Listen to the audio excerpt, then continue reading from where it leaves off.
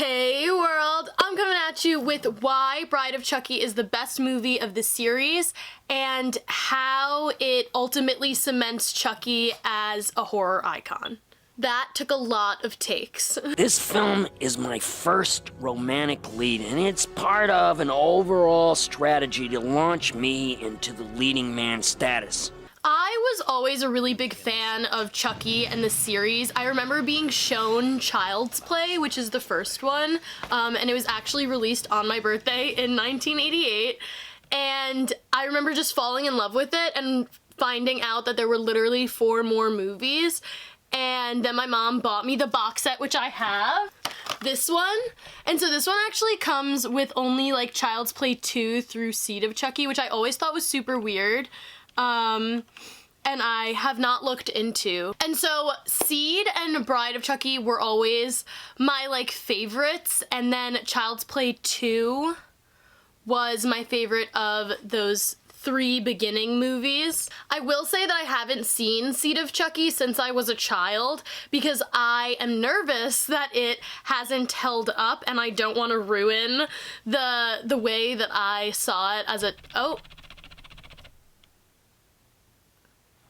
Who's to say I'm in focus now? Not me. And Child's Play 2 actually opened #1 at the box office, but Roger Ebert put it on his worst movies of 1990 list. So I feel like it's obvious, like even just saying the first 3 movies and then talking about Bride and Seed as separate entities, like Bride of Chucky, like, definitely marked a pivot in the direction of the series. And I think there are 3 main reasons as to how this under 90-minute Bride of Chucky cemented Chucky's place in horror history. 1, its era, the humor and technology of the 90s. 2, Chucky's shift from antagonist to protagonist. And 3, the movie's addition of Jennifer Tilly. I think the biggest change that Bride of Chucky brings to the Chucky cinematic universe is the change of genre from just like horror and mystery to horror comedy. It does this in a lot of ways, and I think it's really reflective of the time. A lot through the script, which Don Mancini wrote. Don Mancini was one of the creators of Chucky. He co-wrote Child's Play 1, and then I think he wrote all the rest of them, and then he made his directorial debut with Seed, and I will say Seed like definitely has a really bad reputation, but I remember loving it, and so if that means anything to you, I refuse to rewatch it, but I don't know. But there is a big shift between Child's Play and Bride of Chucky. Like, I don't think anyone would say Child's Play was a comedy to any degree. You know what I mean? Like, Chucky was always, he had those like quick, funny, like little lines, one-liners. Peekaboo! You just can't keep a good guy down. How's it hanging, Phil? That would get you, and you'd be like, oh, Chucky's like he's funny. Like, the actual serial killer slasher himself, that little doll, he's funny, but the movies themselves weren't humorous, and I think that shift really happens in Bride of Chucky a lot through the script. Bride of Chucky would not exist without Scream. I think Scream pioneered a lot of the horror comedy genre. It's not that I think it, I know that it that it did. And a lot of that is referential comedy. Corn syrup. Same stuff they use for pig's blood in Carrie. Through referencing the genre, referencing other movies and other pop culture things, and that was a really big way to introduce satire to these horror comedies in the 90s, and Bride of Chucky really works with that. From the lines about Martha Stewart, Ah, what the hell, I need the exercise. Were you born with that knife super glued onto your hand or what? What are you talking about? For God's sake, Chucky, drag yourself into the 90s. Stabbings went out with Bundy and Dahmer. You look like Martha Stewart with that thing. Who the fuck is Martha Stewart? My idol. To Chucky referencing Pinhead when he kills the chief with the nails in his head. Why does that look so familiar? familiar. And then, of course, the Bride of Frankenstein, Bride of Chucky mix scene,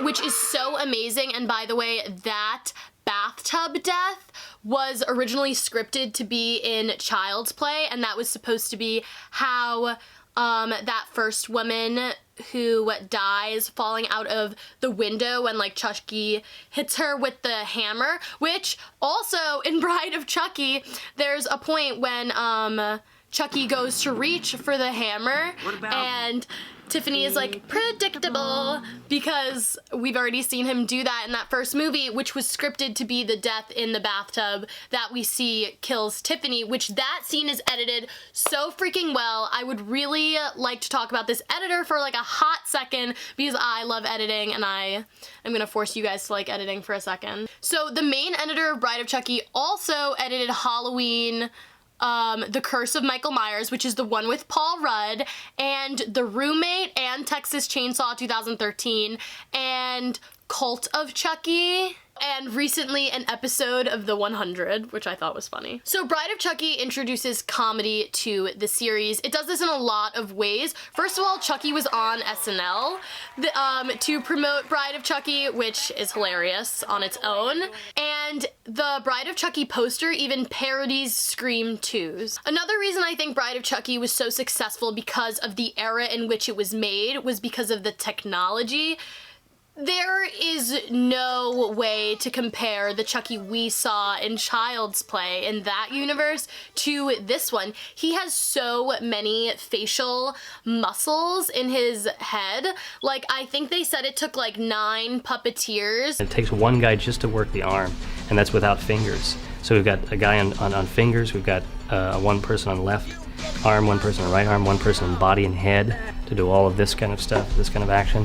3 people in the face alone, so it's probably, anywhere, minimal 7 people, but it can take up to 8 or 9 people per puppet. It's not even to say that, oh, the advancement in technology made Chucky better, because I don't think that's what it is, because it was really the advancements in the puppeteering, in the practical effects that I think made this movie so good. But I like practical effects. Nobody hit me. I know that that's like really pretentious, but. And now whatever I say, Chucky says. That's right, Brock. And Chucky, like, looks real, and Tiffany looks real. Like, when you look at their eyes, I feel like one way I explained away the sort of discrepancies between this doll that we're seeing in Bride of Chucky and the Child's Play universe more so, is that Chucky is, like, so much more used to being a doll now. Like, he's done it for so many movies, and, like, it's not that that's lost on him. Like, I feel like that is constantly referenced in the movie. Well, it's a long story. It sure is. In fact, if it was a movie, it would take 3 or 4 sequels just to do it justice. So I feel like that is a fun way to pretend, like, retcon it in your head. So the second biggest reason that I think that Bride of Chucky is so successful and is the best in the series is the shift from Chucky being the antagonist to the protagonist. He's barely in Child's Play. Like, that movie is all about Andy, it's all about the mom, and there's nothing wrong with that at all. What we get out of Bride of Chucky that we don't get out of the sequels where Chucky is more present, like Child's Play 2 and 3, Chucky's the protagonist. Like, it's not just that we see him all the time, we root for him. Like, he's funny. I think what the writing does in making Chucky so funny and emphasizing all of his personality traits in making him such a main character in this movie really calls attention to the longevity of the series and to the other movies. I'm not a... Chucky? He's so 80s. No, He's he's even not. scary. Yes, he... I think a lot of the humor or a lot of the jokes in this movie are misogynistic, like the ones that Chucky is making. And Tiffany's always like, stop it. Like, and I think this is to highlight how Chucky was in the 80s. Like, this is to emphasize how he's stuck in the past, and I feel like they keep making that joke, and I think that's really important to the movie. Is this shit? Never mind, child. Jesus, the music scene's gone to hell since I've been dead. That's more like it. Chucky, of course. I remember. He was a good guy doll.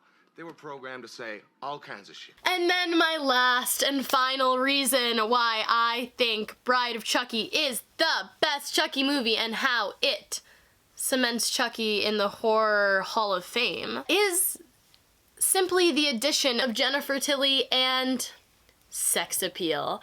I feel like I have a lot to say about this. Say it with me, sex sells. Good. So there is a reason Bride of Chucky really crossed over into the mainstream, I think. Like, there's celebrities dressing up as Bride and Chucky, and I think there's a lot of good reasons for this. First of all, it's iconic. These costumes are so good. I feel like you could never mistake these costumes as anything else. I feel like they are so recognizable, and I feel like you can do a really good job, and I don't think there are a lot of good horror couples costumes. And for that matter, I think couples costumes can be really cheesy, and I think this one is so good. And I think a lot of this is because the Bride of Chucky costume is so good. Like, don't you want to be Jennifer Tilly? Could be. Is this the work of a serial killer? Maybe. No, sir, you didn't. But what can you tell us about these murders? Nothing. I can tell you that this. Like, I feel like that is one of the big reasons I love this movie as a girl, and as an adult girl, a woman, one might say, a lady, is like, I just want to be Jennifer Tilly. Like, I don't know what you mean. Okay, I mean, I want to be Tiffany is what I'm saying. She is so cool, like, where she lives and all of her, like, dolls and voodoo stuff, like, I'm just so here for it, and I feel like I always was. And I also think there's so little representation of woman killers. I feel like also this movie plays on that. It plays on the whole Bonnie and Clyde situation. Well, the cops seem to think it's all pretty cut and dried. They're thinking Mickey and Mallory, Bonnie and Clyde. You get the picture? And I feel like, to me, the whole, which is unmentioned, but like the Joker and Harley Quinn sort of relationship, the tumultuous toxicness of it, the we belong dead of it, one might say. Great, Tiff. I mean it. I gotta be honest. I always thought you were gonna let yourself go.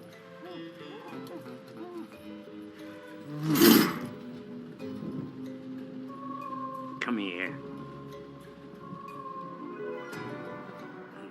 And if you want to be her, which don't we all, you're gonna wanna be her for Christmas, for Halloween, and then you make your boyfriend dress up as Chucky.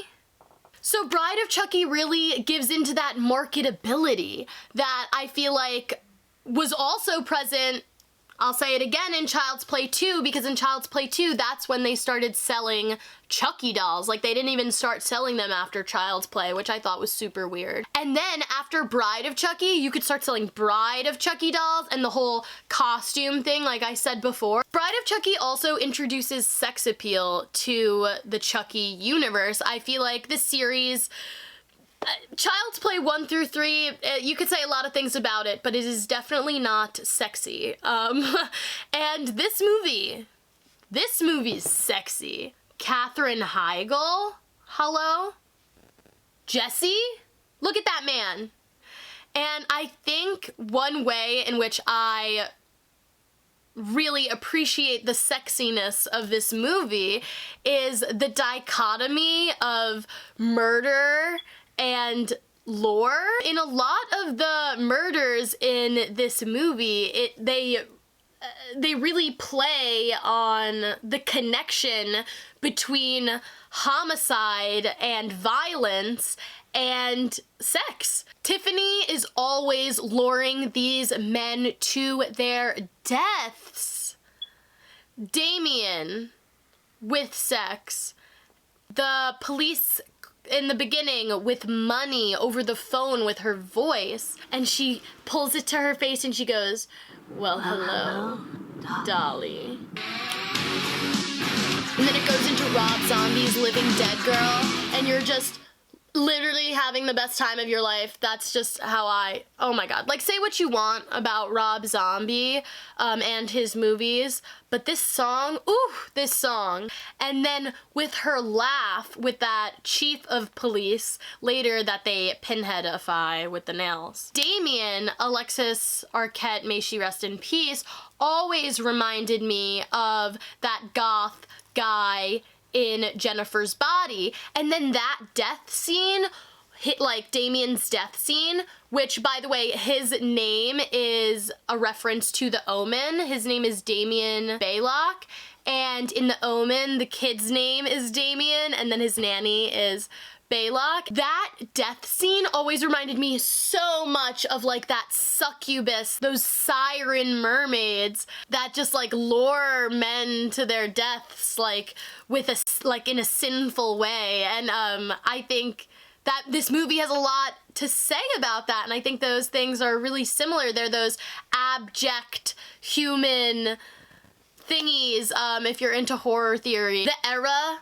so that culminates the humor and the technology of those late 90s times. And second, Chucky moving into this protagonist slot. And then third, of course, the addition of Jennifer Tilly and all that she brings to the table, because she brings so much. It is sad how soon she turns into a doll, because then she is just a voice. And by the way, there are just so many amazing parts of this movie that like the montage of her putting the doll together, and then the montage of her beautifying herself as the doll. Like, I can't imagine if you're dressing up for her for Halloween, dressing up as her for Halloween, and you're getting dressed up. I can only imagine how cool you must feel doing it, because you would feel exactly like her. Oh my god. Jennifer Tilly, by the way, never looks bad. In the scene with Jesse, and she asks him to pick up Damien, who's in the trunk, she's wearing her own outfit. That's her dress and her Gucci heels, which she mentions on like every panel that I've seen of her. She mentions that those are her outfits, and that she always brings outfits to set because of her unique figure. This moment was improvised by Brad Dourif, who is the voice of Chucky. Semi-transparent curtain between Chucky and the bathing beauty in the other room, and Chucky kind of presses his face against it, and then Brad did this great thing in ADR where he just kind of does, yeah.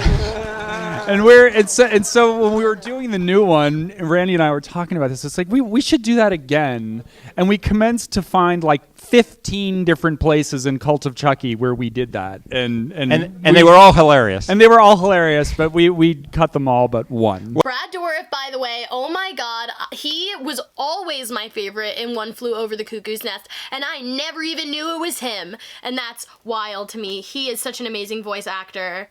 Oh my god. He is the voice of Chucky until that remake that was made with Aubrey Plaza, where Mark Hamill takes over, but in the upcoming Chucky series, Brad Dourif is coming back to the role, which is amazing. And this movie also, like, taught me a lot somehow, because I watched it at such a young age. It taught me the word inconspicuous. We need something inconspicuous. Improvise. And what does Martha tell you to do when guests drop by for dinner and you haven't had time to shop? You improvise. And this is also where I learned the term, a face only a mother could love. This little guy has a face only a mother could love. Hi, I'm Chucky. And I wouldn't talk if I were you. So thank you guys so much for watching this. I'd love to rank all the Chucky movies for you. I would love to make other film-based or horror-based content. That is where I am headed. I don't know where, actually. I'm always headed in somewhere new. But thank you guys so much for watching, and I will link my website with my portfolio with all of my essays and video essays and stuff. So thanks for watching.